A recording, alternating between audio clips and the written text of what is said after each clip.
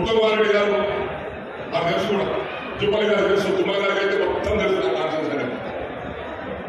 అధిక దిగుబడి పొందాల్సిన అవసరం కలిగించాలి, ఏ విధంగా పెట్టుబడి పెట్టాలి, ఏ విధంగా దాన్ని సాగు చేయాలి ఆలోచన చేస్తే 1,50,000 ఎకరాలకు ఖర్చు పోగా 1,500 కోట్ల రూపాయలు కాన్షియస్ మిగులుతాయి. ఆ పని చేయాలి, చేస్తున్నాం. కొంతమంది సాధించిన రైతు దగ్గరికి వెళ్ళి అప్పవసరం ఉండాలని ఉద్యమాలు అడిగితే అవసరం లేదు సార్ అంటున్నారు. కానీ జీరో వడ్డీ కాబట్టి తీసుకుంటున్నాను అంటున్నారు. ఆ విధంగా రైతులు ప్రోత్సహిస్తే మన తలకాయ కిందికి ఉన్నది. అందరిలాగా తలెత్తుకొని తిరిగేటువంటి సమాజంలో రైతు ఎదగాలని తీసుకుంటున్నామని సమయం తక్కువ కాబట్టి కొద్దిగా సమయం తీసుకోకుండా ఈ 2 మాటలు మనం నేర్చుకోవాల్సింది, వాళ్ళు నేర్పాల్సింది. ఆడదానికి పెట్టాలి, ఎంకరేజ్ చేయాలి, వ్యాధులు తగ్గించాలి, సేంద్రియ ఎరువులను ప్రోత్సహించాలి. ఆ సేంద్రియ ఎరువుల ద్వారా కూడా పెట్టుబడి తగ్గుతుంది. కొంతదానికి అలవాటు పడాలి. సహకార సంస్థ అధ్యక్షులు ఆ విధంగా రైతులు ప్రోత్సహించాలి. మార్కెట్ కమిటీ అధ్యక్షులు ఆ విధంగా ప్రోత్సహించాలి.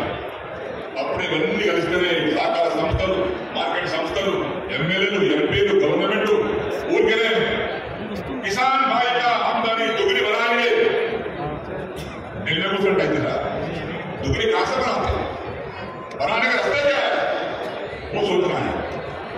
కాబట్టి ఇవన్నీ గుర్తుపెట్టుకుని రైతు 4 లక్షల ఎకరాలు ఇచ్చిన ప్రాజెక్టుకి అధికారులు అంటే నేను అన్న మొన్నడానికి మీరు ఉన్నారు ఇంజనీర్లు. అప్పుడు కేసీఆర్ ఉన్నప్పుడు నీళ్ళు వస్తుంది ఎట్లా, ఉన్నది ఎట్లా, మాకు అమౌంట్ రాగానే నీళ్ళే లేదు అంటున్నారు. అంటే ఎంత కాదు, మా గిరిగుడికి రంగు వదిలేసా పదవి ముసలిగా మార్చినట్టు. అది మంచి పద్ధతి కాదు. అధికారులకు వాడు చెప్తున్నాను. అట్లా భజన పంటలు చేసే పద్ధతి వాస్తవం చెప్పాలి మాకు. కాబట్టి మా ఉత్తమ్ కుమార్ రెడ్డి మినిస్టర్ గారికి కోరేది ఏంటంటే, మీరు ఆల్రెడీ డిసిజన్ తీసుకున్నారు.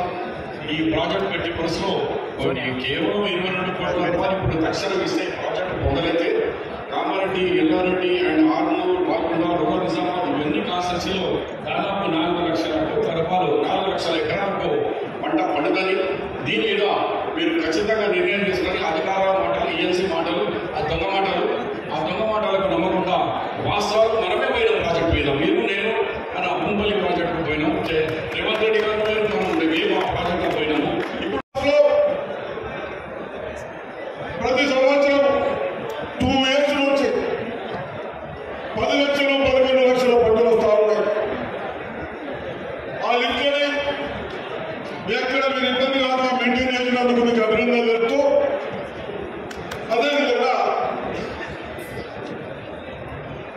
2021 ప్యాకేజ్ ఉంది మన పాత లిస్టులో.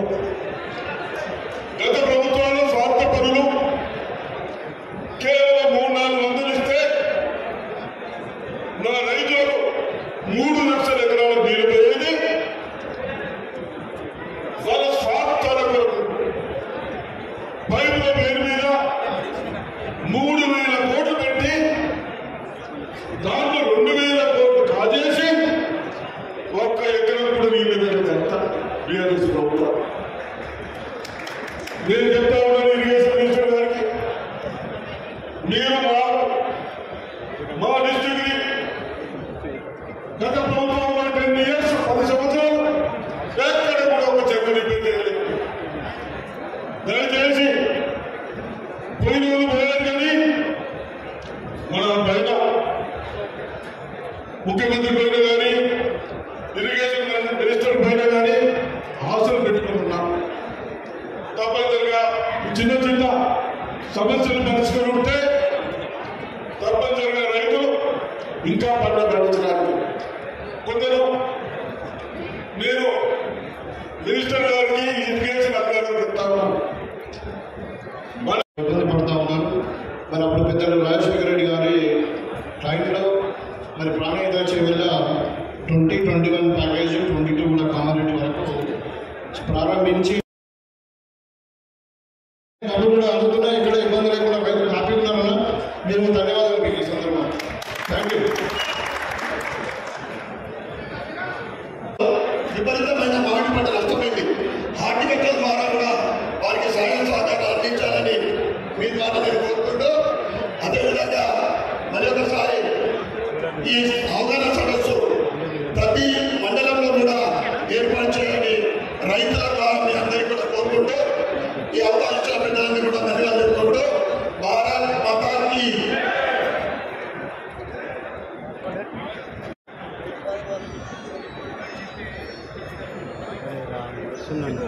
హలో, సభకు నమస్కారం. మినిస్టర్ గారికి మరియు ఎమ్మెల్యేల గారికి, ఎమ్మెల్సీ గారికి, తర్వాత తోటి రైతన్నలకు, పత్రిక మిత్రులందరికీ పేరు పేరున ధన్యవాదాలు తెలియజేస్తా ఉన్నాను. ఇప్పటి వరకు అందరూ మాట్లాడడం జరిగింది. దేశంలో రైతన్నలు ఉంటే ప్రపంచంతో మనం పోటీ పడతామో, ప్రొడక్షన్ ఏదే విధంగా పెంచాలో పోచారం శ్రీనివాస్ రెడ్డి గారు చెప్పారు. అదేవిధంగా ఎక్కడైతే కోల్డ్ స్టోరేజ్ లేదో, మార్కెటింగ్ ఎక్కడైతే లేదో మార్కెటింగ్ ఇంప్లిమెంటేషన్ చేసి రైతన్నలు ఆదుకున్నప్పుడే బాగుంటుంది. అదేవిధంగా మొన్నటికి మొన్న నేను సిరిసిల్ల జిల్లాలో ముస్తాబాద్ మండలంలో మంత్రి గారు ముస్తాబాద్ మండలంలో చెట్లు కూడా 17 సంవత్సరాలు ఉన్న చెట్లు కూడా గాలికి తో పాటు పడ్డగా వాళ్ళు మామిడి తోట అంతా పడిపోయడం జరిగింది.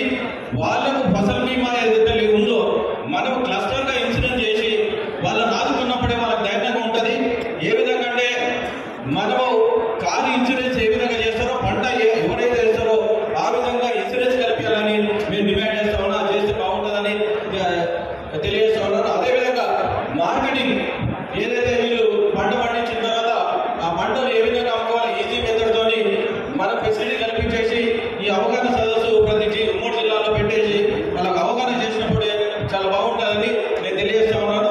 అదేవిధంగా ఏదైతే ఇప్పుడు ఓట్లు ఉన్నాయో, ఈ ఓట్లు చిన్న ఓట్లు, దొడ్డు ఓట్లు ఏవైతే ఉన్నాయో వీళ్ళకు ఒక క్లారిటీ ఇచ్చేసి రాబోయే రోజుల్లో ఏ రకంగా వెళ్ళాలి ఆ రకంగా తీసుకుపోతే బాగుంటుంది. అదేవిధంగా కొన్ని కాలువలు ఏదైతే 80% ఉన్నాయో 20%, 30% ఎక్కడైతే ఉన్నాయో నీరు అందేలాగా మనం ప్రపోజల్ చేసి బాగుంటుంది. అదేవిధంగా జైరాబాద్లో ఏదైతే వర్షం నీళ్లు ఏ విధంగా రాజు గారు, ఇరిగేషన్ శాఖ మంత్రులు ఉత్తమ్ కుమార్ రెడ్డి గారు, పిసిసి అధ్యక్షులు ఎమ్మెల్సీ గారు మహేష్ కుమార్ గారు, అట్లాగే అడ్వైజర్ షబీర్ అలీ గారు, పెద్దలు అందరికీ, వేదిక పైన ఉన్నటువంటి పెద్దలందరికీ, వేదిక ముందున్నటువంటి రైతు సోదరులందరికీ, మీడియా మిత్రులందరికీ కూడా ఈ శుభ సందర్భంలో మీ అందరికీ శుభాకాంక్షలు నమస్కారం తెలియజేస్తాను. ఈ కార్యక్రమం యొక్క ముఖ్య ఉద్దేశం సవివరంగా పెద్దలు వ్యవసాయ శాఖ మంత్రులు వివరిస్తారు.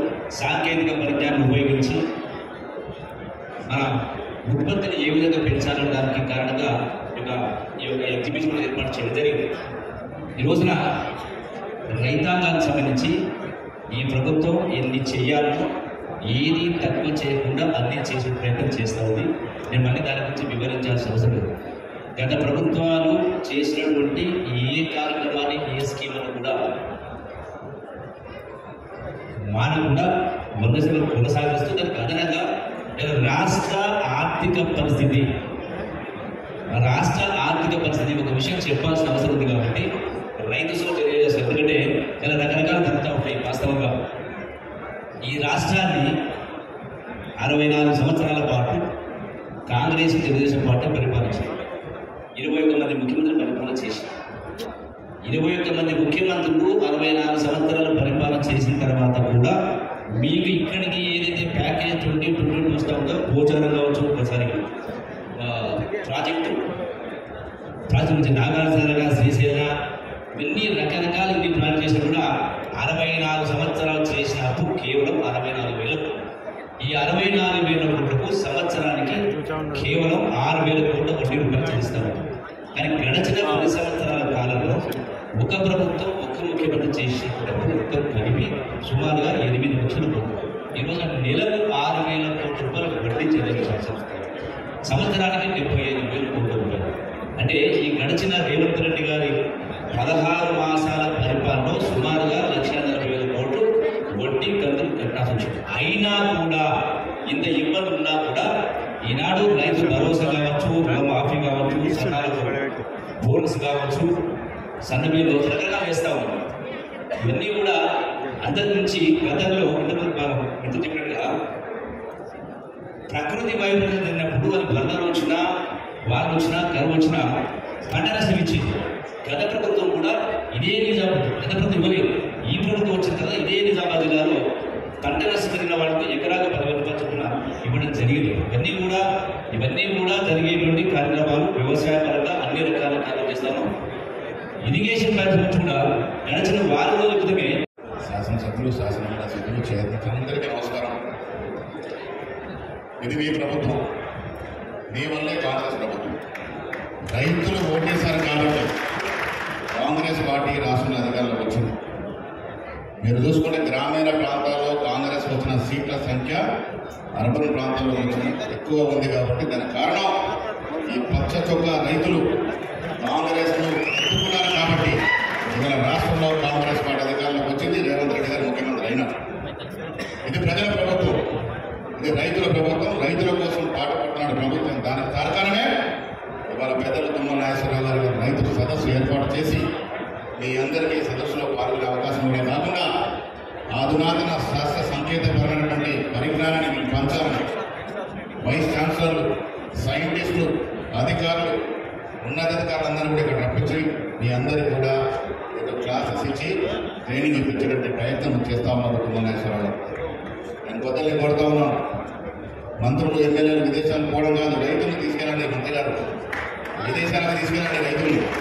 కొంతమంది సెలెక్టెడ్ రైతులు విదేశాలకు తీసుకెళ్లి అక్కడ కూడా పరిజ్ఞానాన్ని ఇచ్చే ప్రయత్నం చేయాల్సిందిగా అది మీ వల్ల అవుతున్నటువంటి మాట కూడా సందర్భంగా చేస్తా ఉన్నాం. మిత్రులారా, పెద్దలు చూపేలు గారు చెప్పినట్టుగా 10 ఏళ్లలో ఈ రాష్ట్రాన్ని అప్పుల పాలు చేసి 6.5 లక్షల కొత్త అప్పు తెచ్చి మొత్తం 7.5 లక్షల కోట్ల అప్పు మన నెత్తిన పెట్టిపోతే కూడా ఆర్థిక నిర్బంధం విపరీతంగా ఉన్నా కూడా కాంగ్రెస్ ప్రభుత్వం, ముఖ్యమంత్రి రేవంత్ రెడ్డి గారు 6 గ్యారెంటీలతో పాటు మీరు కోరుకొని సన్నబియ్య స్కీమ్ కూడా పెట్టేటువంటి ఘనత ఇవాళ రాష్ట్రంలో కాంగ్రెస్ ప్రభుత్వాన్ని. పేద ప్రజలు కూడా ధనికుల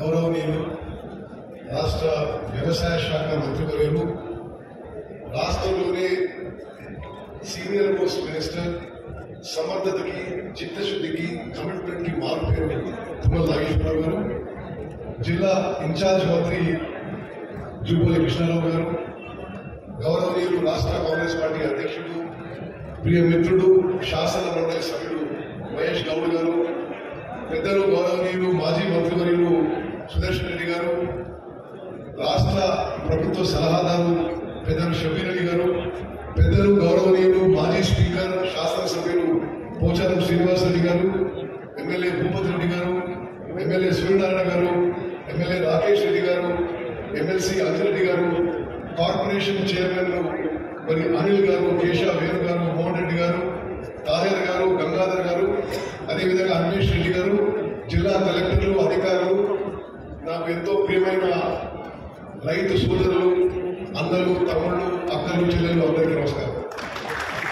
ముందుగా తుమ్మల నాగేశ్వరరావు గారిని నేను మనస్ఫూర్తిగా అభినందిస్తున్నాను. ఇదొక రైతు చైతన్యం పెంచడానికి, రైతుల్లో అవేర్నెస్ పెంచడానికి ఒక అద్భుతమైన కార్యక్రమం. మరి మహబూబ్ నగర్ లో చూసిన ఈ ప్రోగ్రామ్ ఏర్పాటు చేసినప్పుడు తర్వాత నేను నాగేశ్వరరావు గారిని మా జిల్లాలో ఏర్పాటు చేయమని చెప్పిన ఆయన నిజామాబాద్ లో ఏర్పాటు చేశాను. మరి నిజంగా కూడా ఇటువంటి కార్యక్రమాలు రాష్ట్రంలో ప్రతి జిల్లాలో ప్రతి నియోజకవర్గంలో జరిగితే రైతుల్లో చైతన్యం పెరుగుతుందని చెప్పి ఒక మంచి కార్యక్రమం అని చెప్పి మనస్ఫూర్తిగా తుమ్మల నాగేశ్వరరావు గారిని వారి అగ్రికల్చర్ డిపార్ట్మెంట్ మొత్తాన్ని అభినందిస్తున్నాను. నిజామాబాద్ మిత్రులారా, మరి మీ అందరితో నాకు 30 ఏళ్ల సంబంధం. ఉమ్మడి ఆంధ్రప్రదేశ్ లో housing and urban development minister గారు నిజామాబాద్ వచ్చిన, ఆ తర్వాత రాష్ట్ర కాంగ్రెస్ పార్టీ అధ్యక్షుడిగా నిజామాబాద్ వచ్చిన, మరి పార్లమెంట్ సభ్యుడిగా నిజామాబాద్ కి పసుపు బోర్డు ఏర్పాటు చేయాలని మీ పక్షాల పార్లమెంట్ లో మాట్లాడేది ముఖ్యమన్నా. మరి ఇప్పటి వరకు ఆ పసుపు బోర్డు ప్రకటించింది కానీ పని మొదలుపెట్టాలని తెలుస్తుంది. మరి అనేక దశాబ్దాలుగా కాంగ్రెస్ పార్టీలో అందరూ పరిచయం ఉన్న వ్యక్తిని మరి ఈరోజు నిజామాబాద్ రావడం, ప్రత్యేకంగా వ్యవసాయానికి సంబంధించిన కార్యక్రమం రావడం నాకు ఎంతో సంతోషం, సంతృప్తి చెప్పి నేను మనం చేస్తాను. నేను ముందుగా ఈరోజు మాట్లాడిన నాయకుల విషయాల మీద స్పందిస్తాను. నేను సభాముఖంగా ప్రకటన చేస్తున్నా, ఎంఎస్పీ విషయంలో కానీ బోనస్ విషయంలో కానీ ఈ రోజు వరకు ఉమ్మడి నిజామాబాద్ జిల్లాలో ఎవరికి పెండింగ్ ఉన్నా 2 రోజుల్లో మీకు పైసలు వచ్చే విధంగా నేను చర్య తీసుకున్నానని చెప్పి సభాముఖంగా ఈ భారతదేశ చరిత్రలో మద్దతు ధరకి కొనుగోలు చేసి 2-3 రోజుల్లో డబ్బులు మీ అకౌంట్ వచ్చే ప్రభుత్వం నేటి కాంగ్రెస్ ప్రభుత్వం చెప్తామని నేను ఈరోజు సందర్భంగా ఉమ్మడి నిజామాబాద్ జిల్లాలో ఎంఎస్పీ కానీ బోనస్ కానీ ఎక్కడ పెండింగ్ ఉన్నా తప్పనిసరిగా క్లియర్ చేస్తానని చెప్పి నేను సభాముఖంగా మనం చేస్తున్నాను.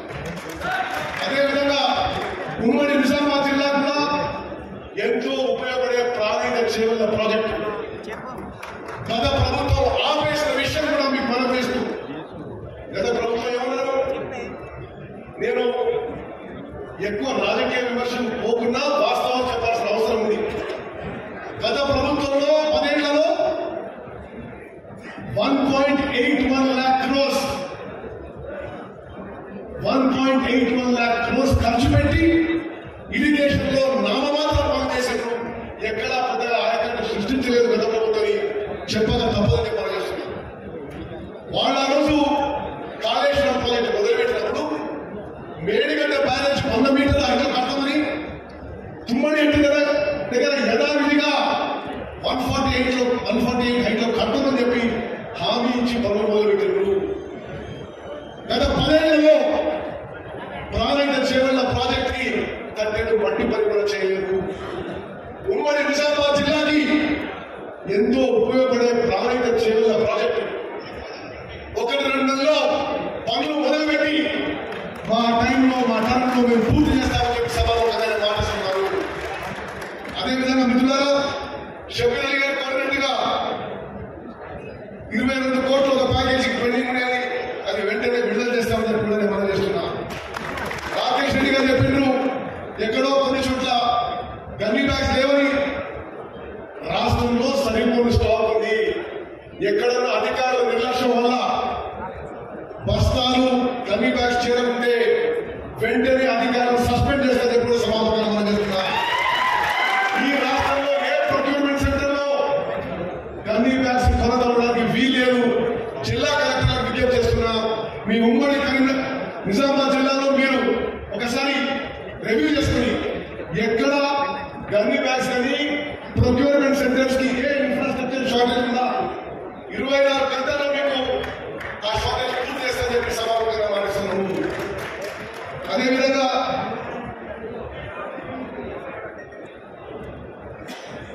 మరి మహేష్ గౌడ్ గారు వారి ఈ నిజాం సాగర్ ఎస్ఆర్ఎస్పీ గురించి మాట్లాడారు.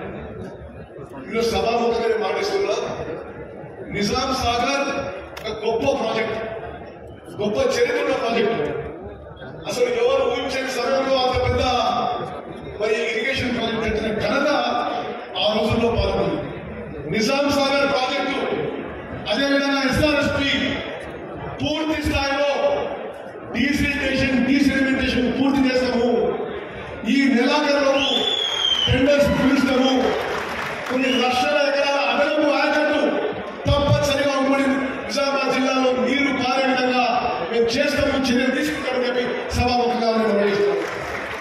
అదేవిధంగా పెద్దలు గౌరవనీయులు మాజీ ఇరిగేషన్ మినిస్టర్ సుదర్శన్ రెడ్డి గారు కోరినట్టుగా ప్యాకేజ్ 20, ప్యాకేజ్ 21, ప్యాకేజ్ 22 గత ప్రభుత్వంలో నిర్లక్ష్యం చెంది తప్పనిసరిగా పనులు చేపట్టి పూర్తి చేస్తామని కూడా సభాముఖంగా మాట్లాడుతున్నా. అదేవిధంగా భూపతి రెడ్డి గారు కోరినట్టుగా మరి గుప్తా ఇరిగేషన్ స్కీమ్ లో కొన్ని బ్యాలెన్స్ వర్క్స్ తప్పనిసరిగా అది కేవలం 2 కోట్ల తప్పనిసరిగా పూర్తి చేస్తామని కూడా మాట్లాడుతున్నా. ఉమ్మడి నిజామాబాద్ జిల్లాలో ఫైనాన్షియల్ వయబిలిటీ ఉంది, టెక్నికల్ వయబిలిటీ ఉంటే మరి మీరు కోరినట్టుగా చెక్ కూడా మంజూరు చేస్తామని చెప్పి కూడా నేను మాట్లాడుతున్నా. మిత్రులారా, మన ప్రభుత్వం, మన కాంగ్రెస్ ప్రభుత్వం మహేష్ గారు చెప్పినట్టుగా రైతులు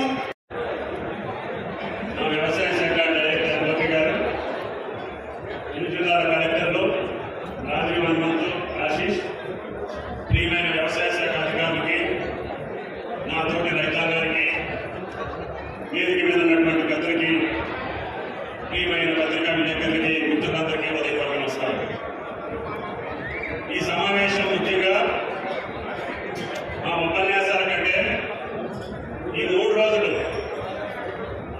రైతాంగానికి కావలసినటువంటి సలహాలతో పాటు నేను ఇచ్చినటువంటి సూచనలు కూడా పాటించి భవిష్యత్తులో వ్యవసాయ రంగాన్ని ఇతర దేశాల్లో మాదిరిగానే మనం కూడా ముందుకెళ్ళి వాళ్ళు తీసిన దిగుబడుల కంటే ఎక్కువ తీసి వాళ్ళు పెట్టిన ఖర్చు కంటే తక్కువ పెట్టి మన రైతాంగ కుటుంబాలను సంతోషంగా ఉంచాలి అంటే ఈ యొక్క కొత్త యాంత్రికాలు కావచ్చు, కొత్త ఇత్తనాలు కావచ్చు, కొత్త పద్ధతులు కావచ్చు, మీకు కావాల్సినటువంటి అన్ని సహాయ సహకారాలు అందించడానికి నిపుణులైనటువంటి శాస్త్రవేత్తలు, వైస్ ఛాన్సలర్స్, అదేవిధంగా ఔత్సాహిక రైతులు, ఆదర్శ రైతులు, ఒక్కొక్క పంటలో ఒక్కొక్క రైతు అందరికంటే నిన్నగా చెప్పగలిగేటటువంటి పెద్దలు ఉన్నటువంటి ఈ జిల్లా. భరతమాతకి, తెలంగాణ తల్లికి పసుపు పాలన అందించినటువంటి నిజామాబాద్ జిల్లా. కేంద్ర ప్రభుత్వం మనందరి కోరిక మేరకి భారతదేశంలో పసుపు బోర్డు ఎక్కడ పెట్టాలంటే మా నిజామాబాద్ లో పెట్టాలని చెప్పి రాష్ట్ర ప్రభుత్వం విజ్ఞప్తి మేరకి భారత ప్రభుత్వానికి కూడా మనం ధన్యవాదాలు తెలియజేస్తున్నాం. గంగారెడ్డి గారు కూడా ఇక్కడే ఉన్నారు, చైర్మన్ గా. మెంబర్ సెక్రటరీ గారు కూడా ఉన్నారు, భవానీ గారు. వారి ఒకే ఒక విజ్ఞప్తి, ఈ యొక్క బోర్డు యొక్క లక్ష్యం ఈ జిల్లా ప్రజల యొక్క కోరిక, ఆ యొక్క ఆశలని తీర్చేటట్టుగా ఆ బోర్డును త్వరగా తీర్చిదిద్ది కేంద్ర ప్రభుత్వం దగ్గర ఏదొస్తే పసుపు రైతు తలెత్తుకొని నిలబడగలుగుతాడో అతన్ని నిలబెట్టేటటువంటి బాధ్యత ఈనాడు కేంద్ర ప్రభుత్వం మీద ఉంది. అది ప్రధానమంత్రి గారికి, వ్యవసాయ మంత్రి గారికి కూడా విజ్ఞప్తి చేశాం. త్వరలోనే దానికి కావాల్సినటువంటి కార్యక్రమాలన్నీ కూడా భారత ప్రభుత్వం చేస్తుంది అని చెప్పి ఆశిస్తున్నాం. అదేవిధంగా రాష్ట్ర ప్రభుత్వ పక్షాన నా వ్యవసాయం పచ్చగా ఉండాలి అంటే ఇరిగేషన్ శాఖ మార్చులు ఉండాలి. మీరు కష్టపడి పండించినటువంటి పంట కొనుగోలు చేయాలి అంటే తప్పకుండా కొనుగోలు చేసే మంత్రి కూడా ఇరిగేషన్ మంత్రి కావడం. అందుకని ఈ సమావేశానికి ముఖ్య అతిథిగా ఉత్తమ్ కుమార్ రెడ్డి గారిని పిలుచుకున్నాం. ఆయన గారి ద్వారా పెండింగ్ ఉన్నటువంటి ఇరిగేషన్ సమస్యలతో పాటు భారతదేశంలో అత్యధికంగా పండించినటువంటి పంట కొనుగోలు చేసే బాధ్యత ఈనాడు ఉత్తమ్ కుమార్ రెడ్డి గారి పురస్కారానికి ఉంది. ఈనాటి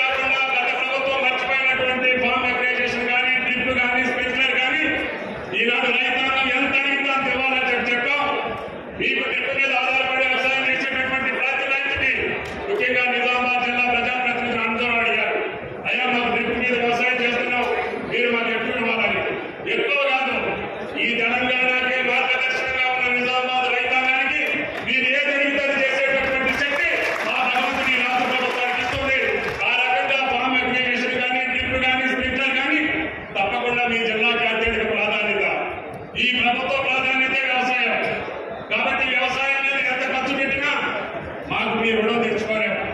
మీరు చూశారు, గ్రామీణ తెలంగాణ పూర్తిగా కాంగ్రెస్ పార్టీని అభివృద్ధి చేర్చుకుంది. అందుకని మేము కూడా ప్రేమపూర్వకంగా బాధ్యతగా గ్రామీణ రైతాంగాన్ని కాపాడటం కోసం కష్టాలు పడి ఎన్ని ఇబ్బందులైనా పాత స్కీములను కొనసాగించుకుంటూనే కొత్త పథకాలను ప్రారంభించి విజయవంతంగా నడుపుతున్నటువంటి ఏకైక ప్రభుత్వం తెలంగాణ ప్రభుత్వం. దీనికి భారత ప్రభుత్వాన్ని కూడా సహకరించాలని చెప్పి కోరుకుంటున్నాం. చౌహాన్ గారు కూడా పెద్ద మనిషి, ఆయన సుదీర్ఘకాలం వ్యవసాయ మంత్రిగా చేశారు. ఆయనకు కూడా చెప్పాం, గత 5-10 సంవత్సరాల్లో ఆ పథకాలన్నీ ఆపేసి కేవలం రైతు బంధుతో సరిపెట్టారు. ఇప్పుడు ఆ పథకాలన్నీ పునరుద్ధరిస్తాం, మా రైతాంగాన్ని ఆదుకోవాలని చెప్పాం. ఆయన కూడా పెద్ద మనసుతో చేస్తామని చెప్పారు. కాబట్టి దయచేసి రైతాంగం గుండె మీద చేసుకొని వ్యవసాయం చేసేటటువంటి దానికి తెలంగాణ ప్రభుత్వం ప్రయత్నం చేస్తుంది. ఇందాక పంట నష్టాన్ని గురించి కూడా ఎమ్మెల్యే చెప్పారు. తప్పకుండా మేమన్నటువంటి పంట నష్టాన్ని అంత త్వరలోనే మీ ఖాతాలో జమ చేసే బాధ్యతని వ్యవసాయ శాఖ తీసుకుంటుందని చెప్పి కూడా మీకు ఈ సందర్భంగా మనం చూస్తున్నాం. ఈ సమావేశం తర్వాత మీకు ఇక్కడ సైంటిస్టులు ఉన్నారు, అదేవిధంగా ఆదర్శ నాయకులు ఉన్నారు. మీకు ఏ పంట మీద ఏ సందేహం ఉన్నా మీరు అడగండి, లేదు మీకు తెలిసిందంటే మీరు కూడా చెప్పండి.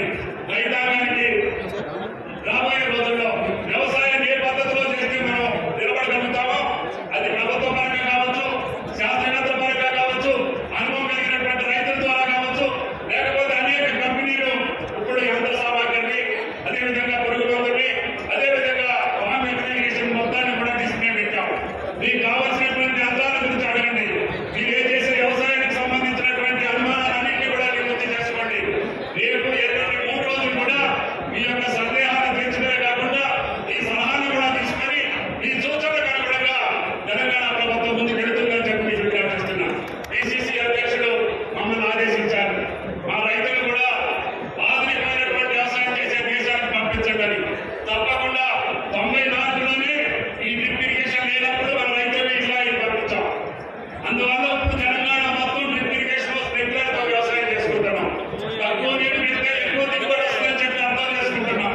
నిజాం సాగర్ ప్రాజెక్టులో 96-97 అనే ఇబ్బంది వస్తే అప్పుడే ఆఫ్రండాన్ని పెడితే ఆ రోజుల్లోనే మీరు 45 బస్తాలు 50 బస్తాలు పండించిన కనుక నిజాం సాగర్ రైతులకు ఉంది.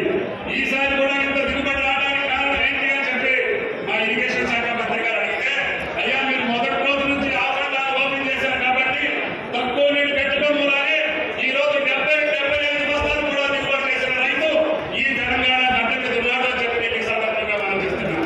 అందుకని నీళ్ళు ఎక్కడ పెట్టాలి, ఏ పంట ఎంత పెట్టాలి, ఎప్పుడు ఎక్కడ పెట్టాలి అనే విషయాలు కూడా ఇప్పుడు ఉన్నారు, మీరున్నారు. దాన్ని అర్థం చేసుకొని ఆ పద్ధతుల్లో మన వ్యవసాయానికి పోయే పద్ధతిని మీరు ఆకలింపు చేసుకోవాలి. మీరు పండించినటువంటి మిగతా పంటలు కూడా ఇందాక పెద్దలు అడుగుతున్నారు, సన్ఫ్లవర్ కూడా ఉంది కొనాలని చెప్పి, అదేవిధంగా జొన్నలు ఉన్నాయి కొనాలని చెప్పి, అదేవిధంగా మక్కలు ఉన్నాయి కొనాలని చెప్పి, దీని మీద ఏటా 1000 కోట్ల రూపాయలు రాష్ట్ర ప్రభుత్వానికి నష్టం వస్తుంది. ఎంఎస్పీ పని తప్పకుండా వెళ్ళి తక్కువ ధర అమ్ముకోవాల్సిన పరిస్థితి వస్తుంది. కొన్ని అయితే అమ్ముకోలేని పరిస్థితి కూడా వస్తుంది.